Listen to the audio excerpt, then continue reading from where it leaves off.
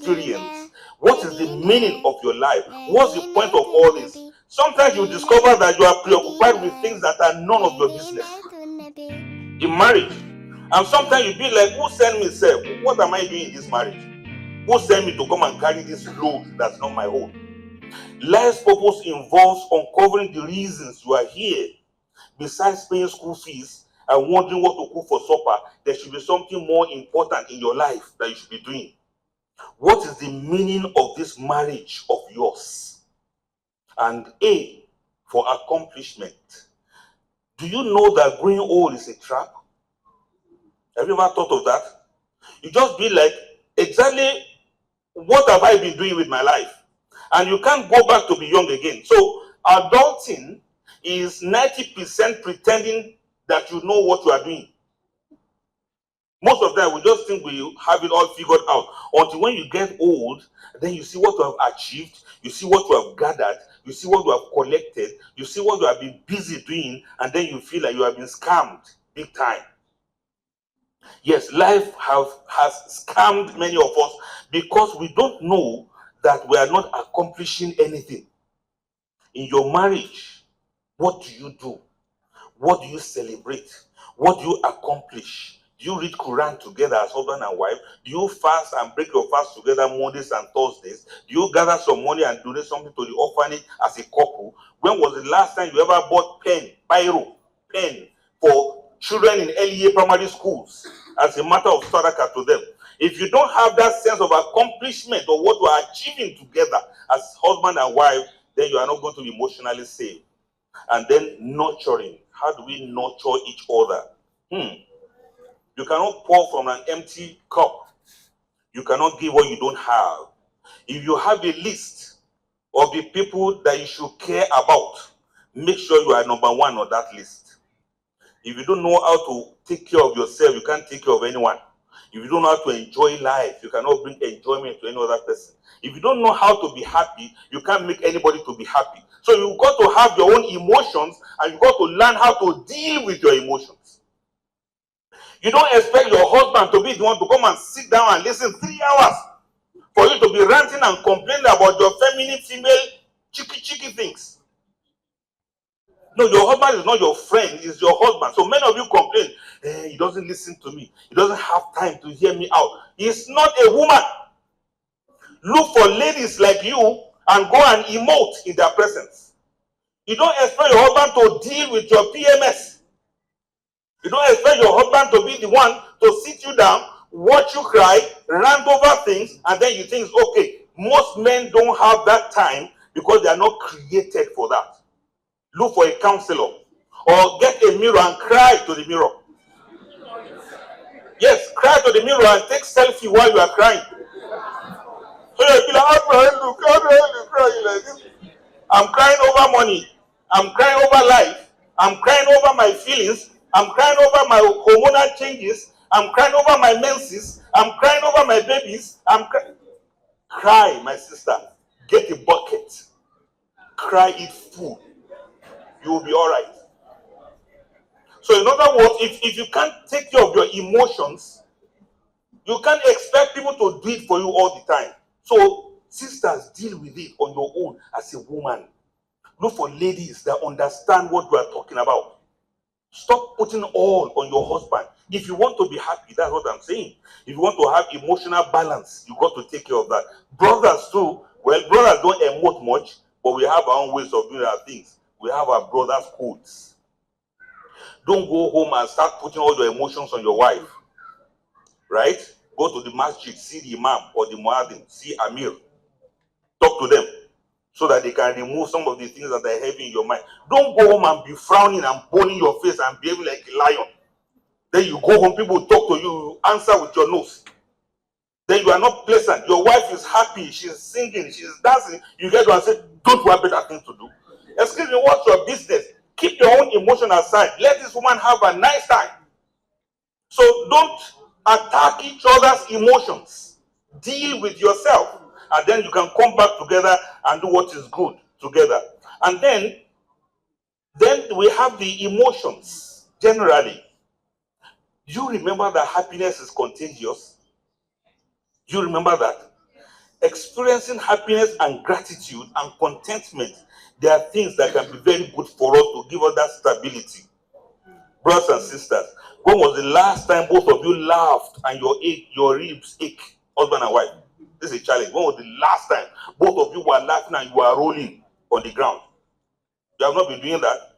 Or when was the last time both of you laughed and you tap each other's hand in high five, tap, like that, husband and wife? When was the last time you laughed alone at work and people be like, what happened? You say, I just remembered a joke we cracked with my wife yesterday. Or something my husband said that was so funny.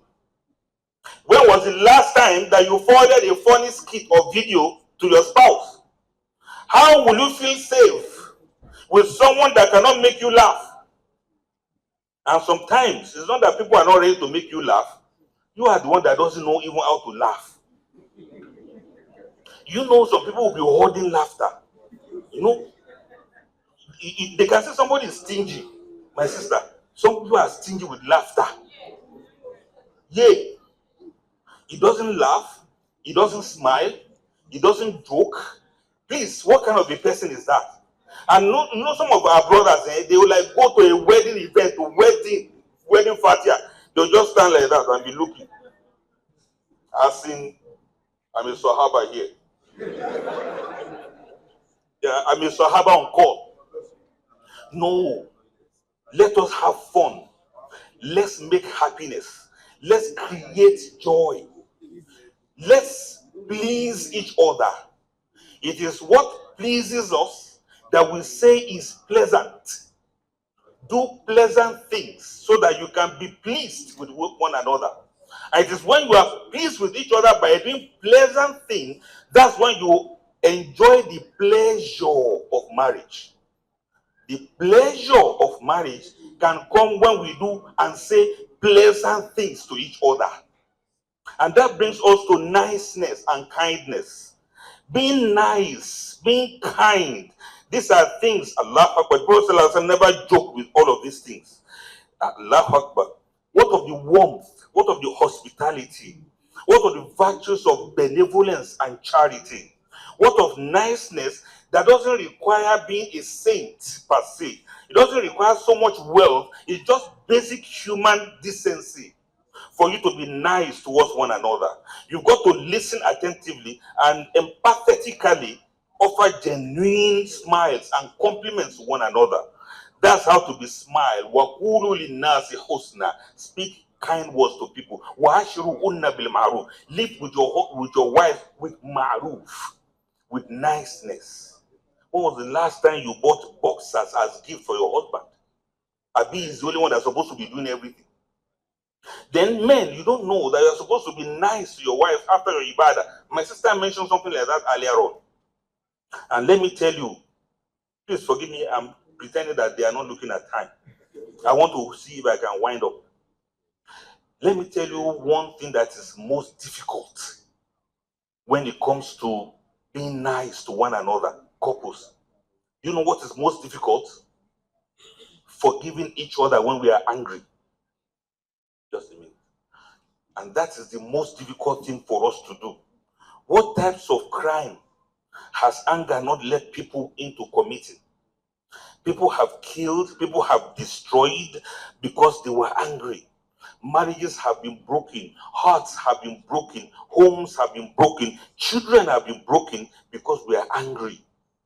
And anger is a deviation for our momentous celebration. It's an aberration to meaningful articulation.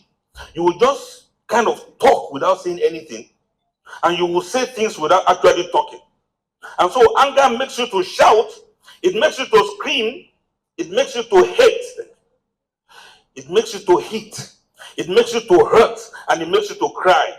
Then it makes you to suffer and makes you to do stupid things, real stupid things that make you look really stupid, and even stupid people will call you stupid.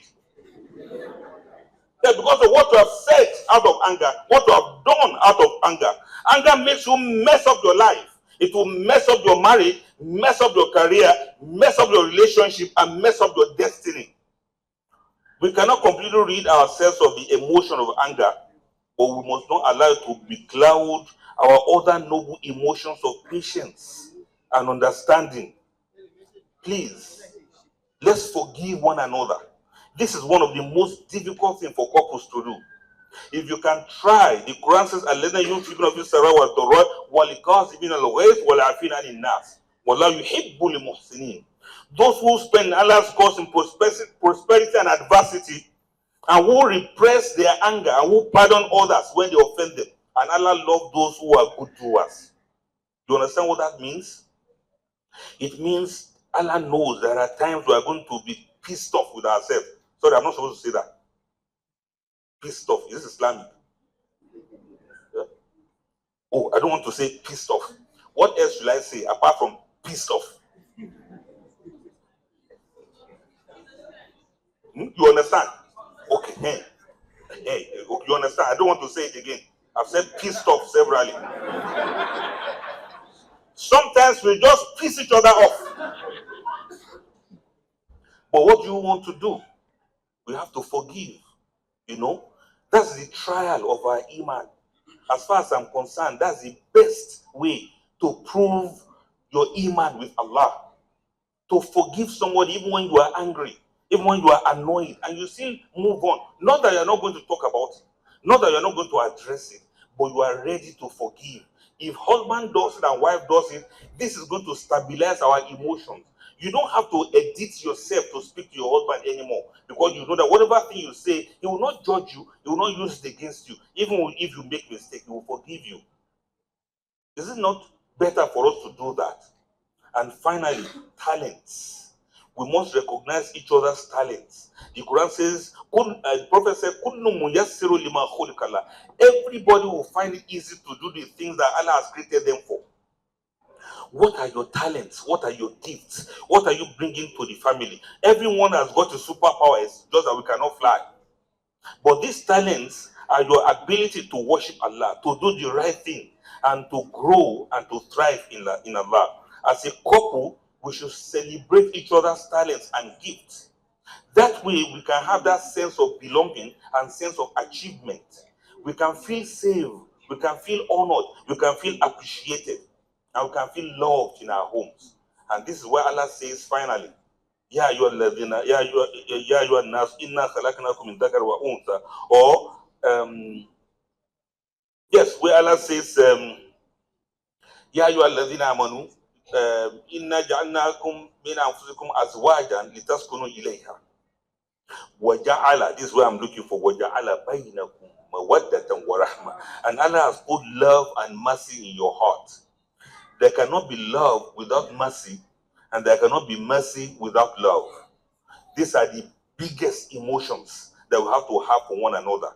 To truly love each other, to truly show mercy on each other, and then to have that safe haven, the safe home of Sakina. And that's why Allah says, لِتَسْكُنُوا إِلَيْهَا وَمِنْ آيَاتِهِ أَنْ خَلَقَ لَكُم مِّنْ أَنفُسِكُمْ أَزْوَاجًا لِتَسْكُنُوا إِلَيْهَا. Quran chapter 30 verse 21. So that you can find peace and tranquility in each other. This is how to find a safe haven, a safe home. Adam and Eve were put in paradise so that they can experience what a safe haven is.